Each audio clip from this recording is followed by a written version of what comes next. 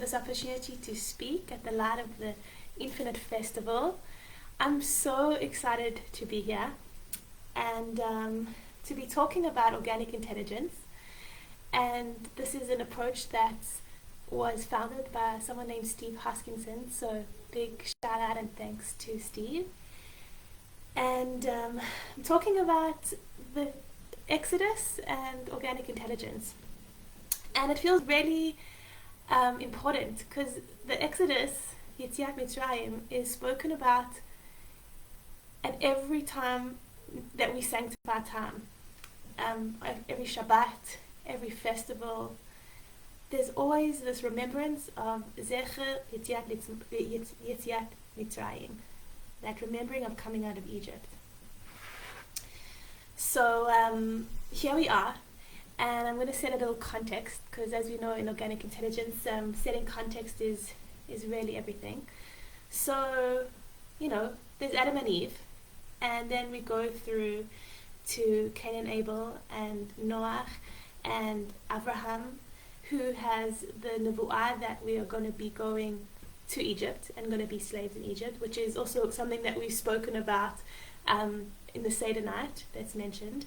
And then we've got all of the four mothers and fathers of Abraham, Yitzhak, Yaakov, Sarah, Rivka, Raḥel, and Leah. We get to Yosef and the brothers and that whole reconciliation process that goes on between them. And the reason why we're in Egypt in the first place. And then we're there, and after many years, a few hundred years, we are then slaves. And Moshe comes, and he is the leader who leads us out of Egypt into the desert.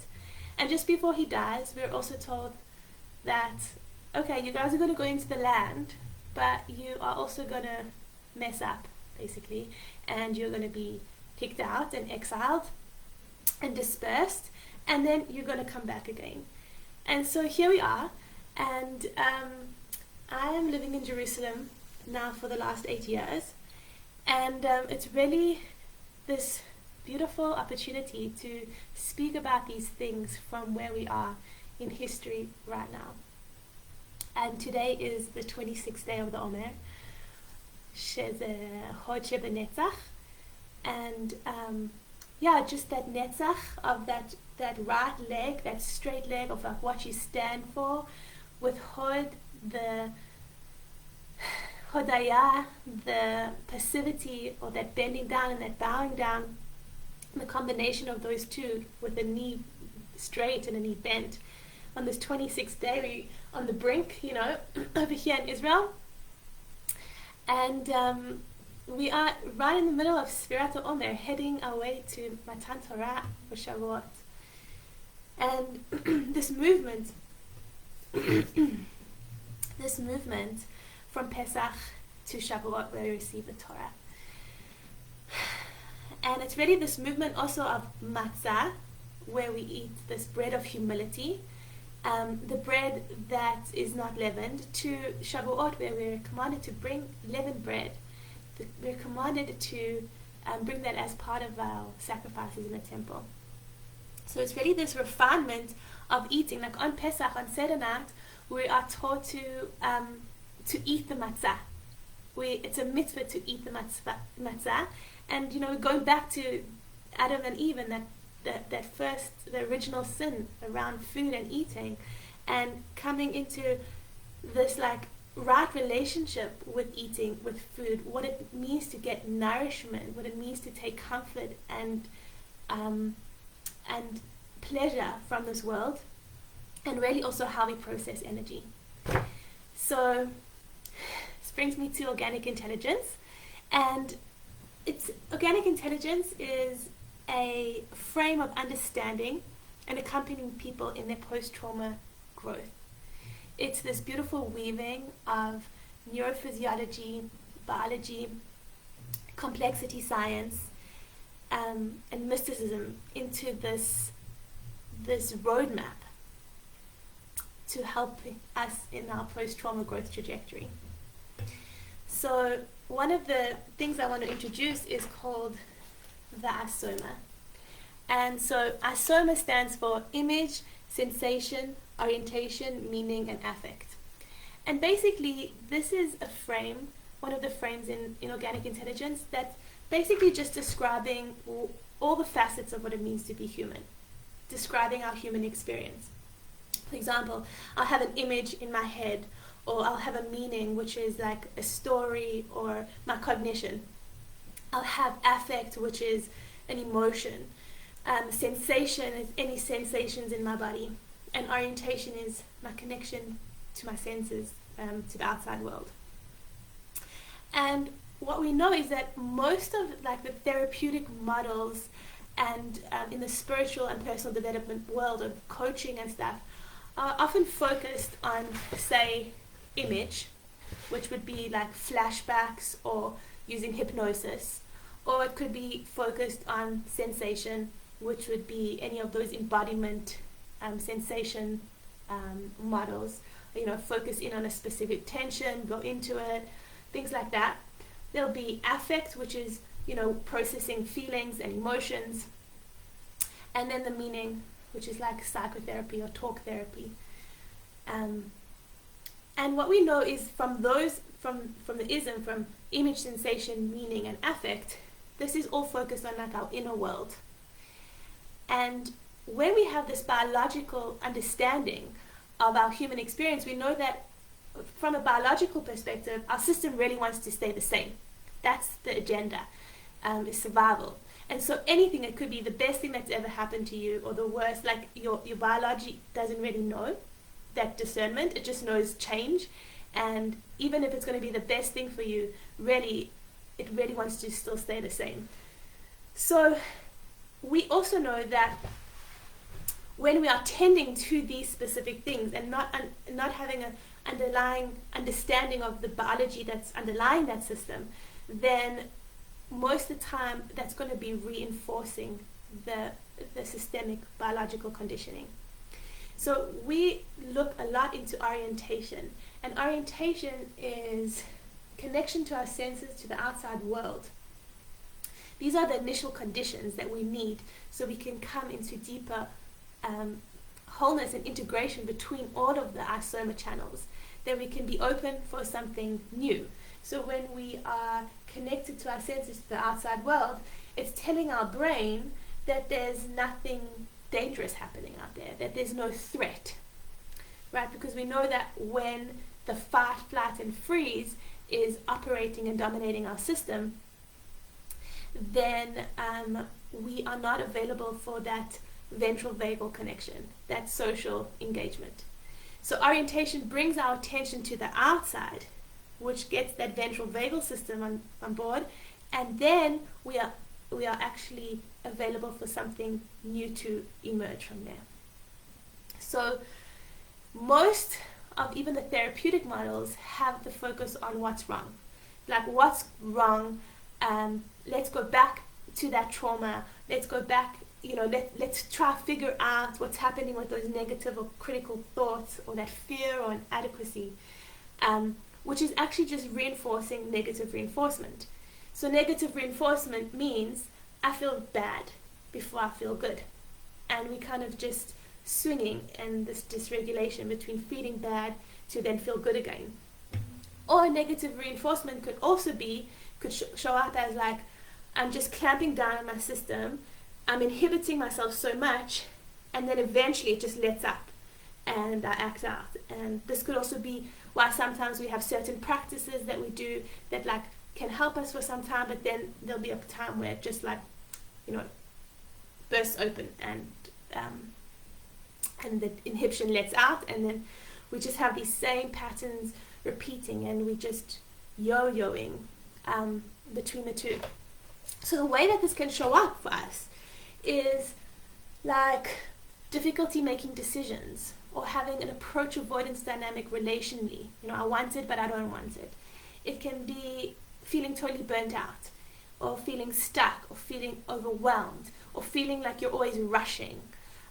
It could also be like just general dissatisfaction with life, like feeling like there's this gap between where you are now and the life that you want to be living. And so these are some of the ways that it kind of shows up for us when those fight, flight, and freeze is operating our system. So just bring it back to Yetziat Mitzrayim now, and thinking about the Jews who have been in Egypt, have been slaves under this oppression from this top-down authoritative Pharaoh, and it's just this abusive and toxic situation. And even though the Jews have been brought out with these signs and wonders and miracles, you know, when they come out, it's just not enough for them to bridge their biology into that inherent trust.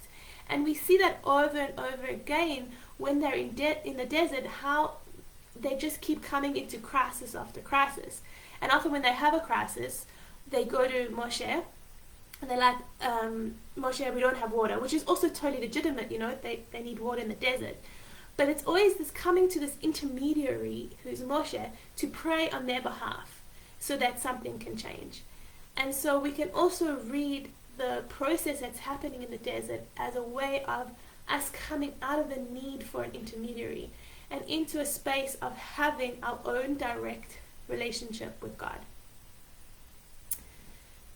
Which I believe that organic intelligence helps us set up the conditions to allow that to emerge more and more, to allow us to move from that basic distrust, which is chaos, which is punitive, which is in exile, to allow those initial conditions, which is an orientation, connection to our senses and to the outside world, and an orientation to pleasure. Because what we know in OI is that what's stopping us from really moving into that basic sense of trust is not only all of the trauma that we've experienced individually and collectively, but also our bandwidth and ability to enjoy life and for pleasure. And so as we increase our bandwidth for orientation and increase our bandwidth for pleasure, we start to set up the conditions for something else to emerge.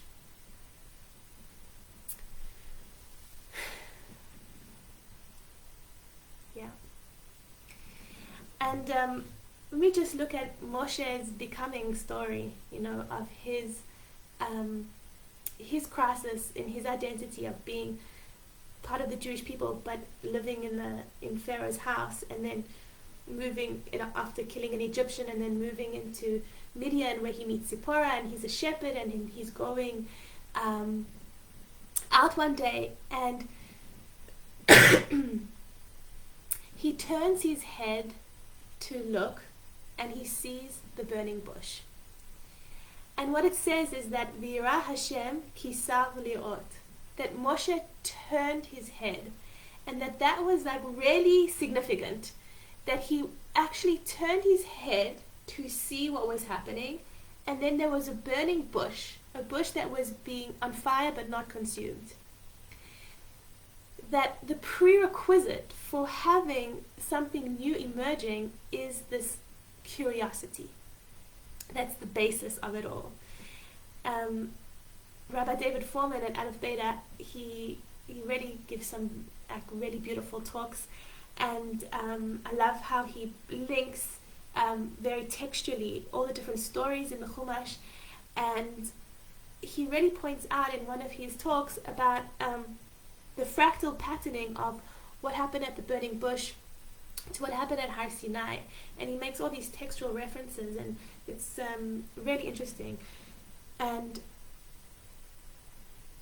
it seems very significant that the prerequisite for this revelation of something really new is this curiosity and this ability to turn our head and look. And as we know, the Jews in the desert are called Kashei Oref, like a stiff-necked people. They couldn't turn their head to look. So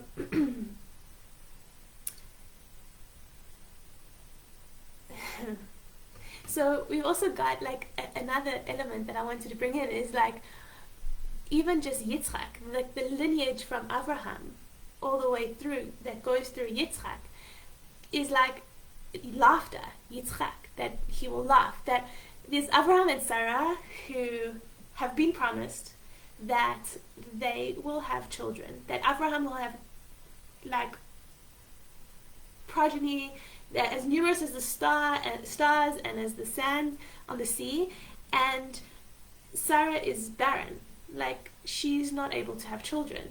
And then when they're like 90 and 100 years old, they're told that they're going to have a son, and Sarah laughs.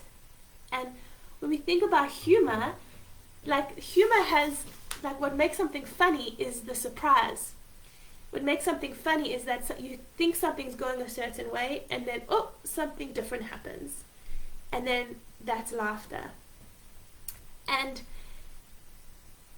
that's the miracle, like something new happening and being surprised by something. And we know, like in the neuroscience now, there's a lot of research being done around this, especially with Lisa Feldman Barrett, who's talks about our predicting brain and how our brain is always making these predictions. You know, even just for me to reach and get a glass of water, I have to make so many predictions about how much to extend my hand, how much pressure to lift the cup and to aim it to my mouth. There are all these predictions that are happening all the time. And especially when it comes to our experiences, so our past experiences, especially with the systemic conditioning that's laid upon us, we are going to be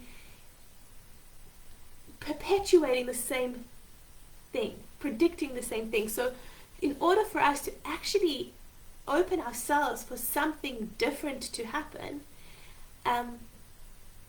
it takes a lot of practice to build our capacity to orient to the here and now, especially because that what's wrong attention, you know, everything that's going wrong that we spoke about in the beginning has got such a hold on us. The what's wrong attention is the status quo. That's just like the law of the land. That's just laid upon us. That's just how our biology functions, and it wants to stay the same.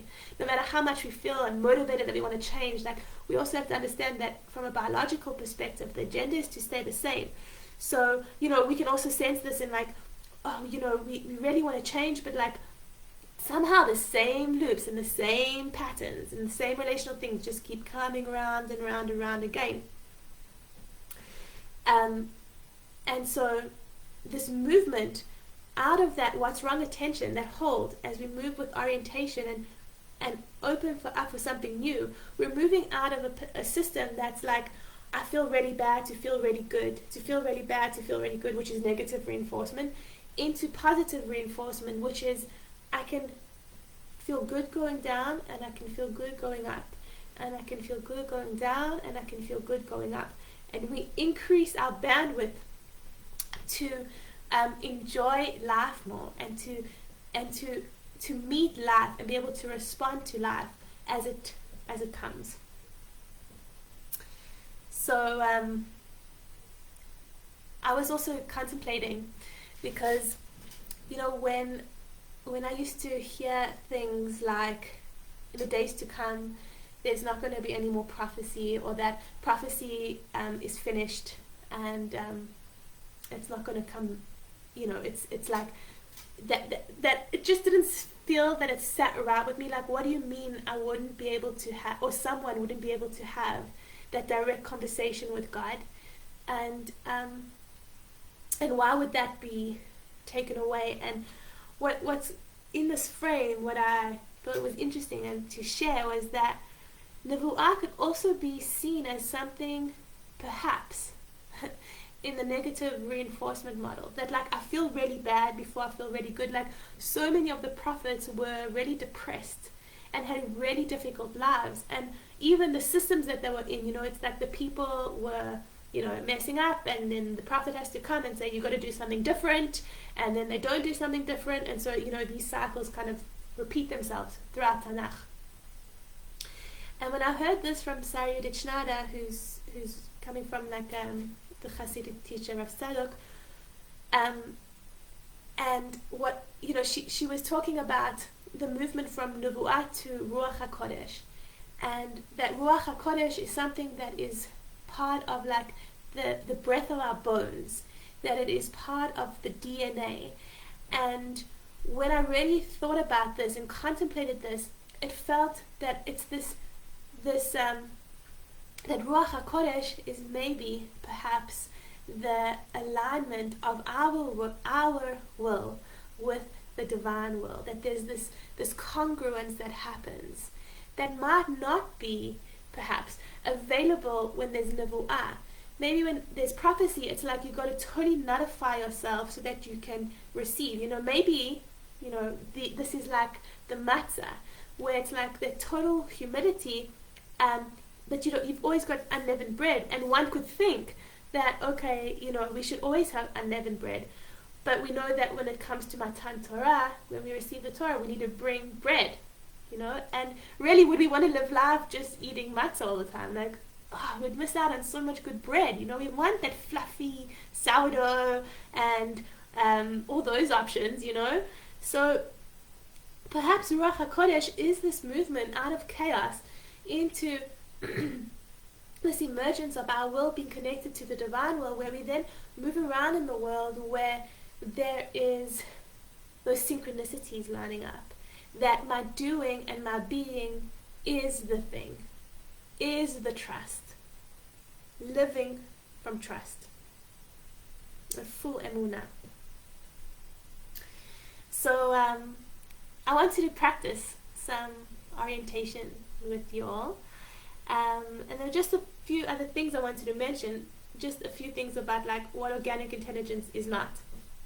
So the first one is, organic intelligence is not another mindful practice, because in mindfulness you are still doing something, right? Like, I can still look at the cup and see the different shadow and light, and I'm still doing something. Like, in organic intelligence, we're actually trying to set up the conditions so that I can let non-doing happen. I can't do a letting go, right? That's a double bind. Like, it's like saying be spontaneous. You can't be spontaneous. Spontaneity has to just happen.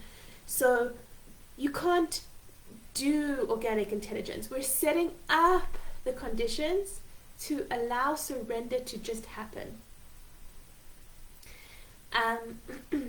Another thing is that organic intelligence and the positive reinforcement frame is not positive thinking.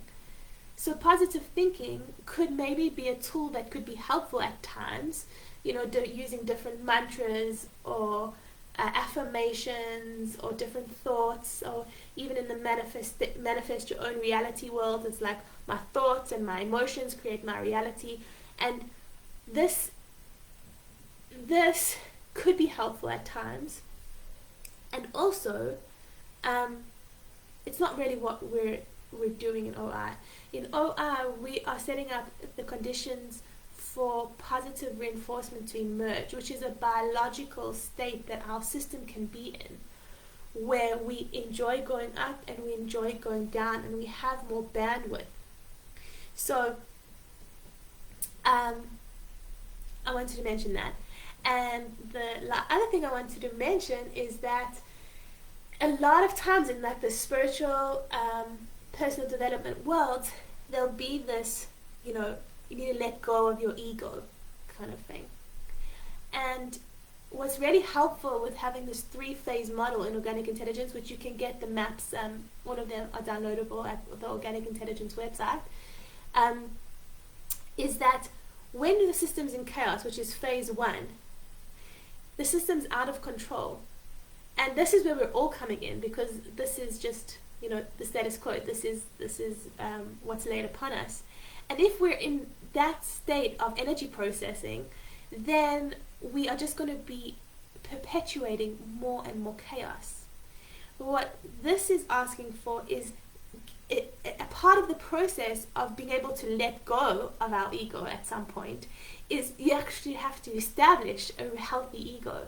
And that would be that movement into phase 2. And the conditions for that is orientation and orientation to pleasure, and stabilizing that in our nervous system so that we can then allow that movement into phase 3 to happen. I can't do that movement into phase 3. Phase 3 just happens as I stabilize more of those in my biological system, my nervous system. So, it's so interesting. I don't have like the feedback knowing if anyone's even listening, but here we are. So we're going to do our orientation practice now, and building our capacity to also just like have what we call autonomous blues, which is just like feeling good, just because we know the what's wrong attention is going to just come back straight away. So basically we want to be able to build like feeling good and then get back into the here and now, just like neutral reality that's meeting us. So so let's begin by just letting the eyes go where they want to go. Just letting them have the mind of their own and just letting them move, letting them go where they want to go. And our orienting architecture might be moving to our necks, our eyes, just letting them go where they want to go. And maybe you land on something that's interesting. Like I've just landed on the shadow of the curtain on the wall. And you just let your eyes linger there for a little bit, and then you carry on going. And we know that what's wrong attention might get hold of us through thoughts or other ways. And then we just let them go where they want to go, and then they might land on something else that is interesting. And then we move off again.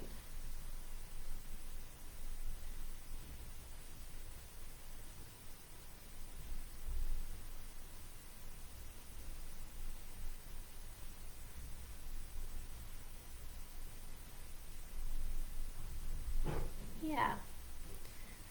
So, wonder how that was for you. We're going to do another round, and this time when we're letting our eyes go where they want to go, maybe we can also, add in another sense, like maybe we become aware of different sounds that are about us. So, just letting the eyes go where they want to go again. Letting them do their thing.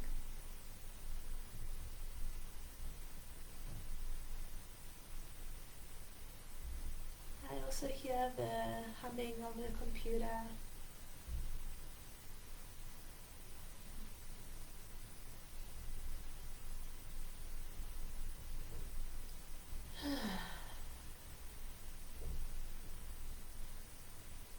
Some water trickling outside.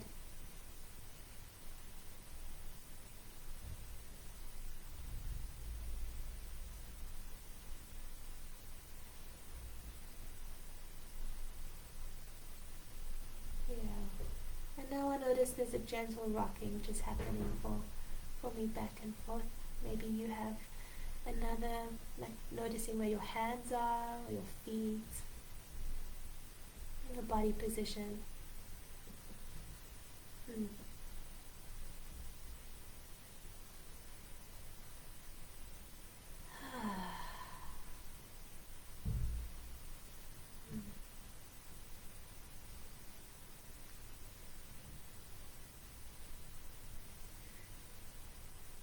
Yeah, we're coming up on our time over here, and I just want to thank you for listening.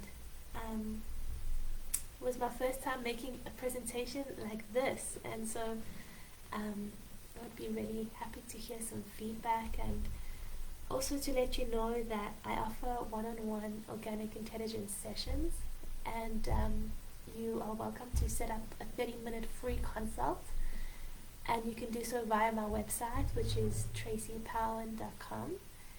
And you can also sign up for my newsletter, where I'll be sharing more relevant information and resources and some guided orientation practices. If you're interested, you can sign up there.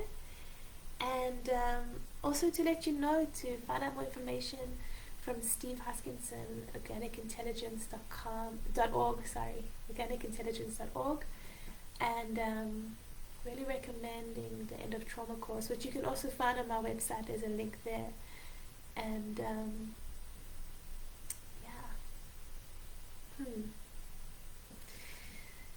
thank you so much for listening. Enjoy the rest of the festival. Thank you, Erez.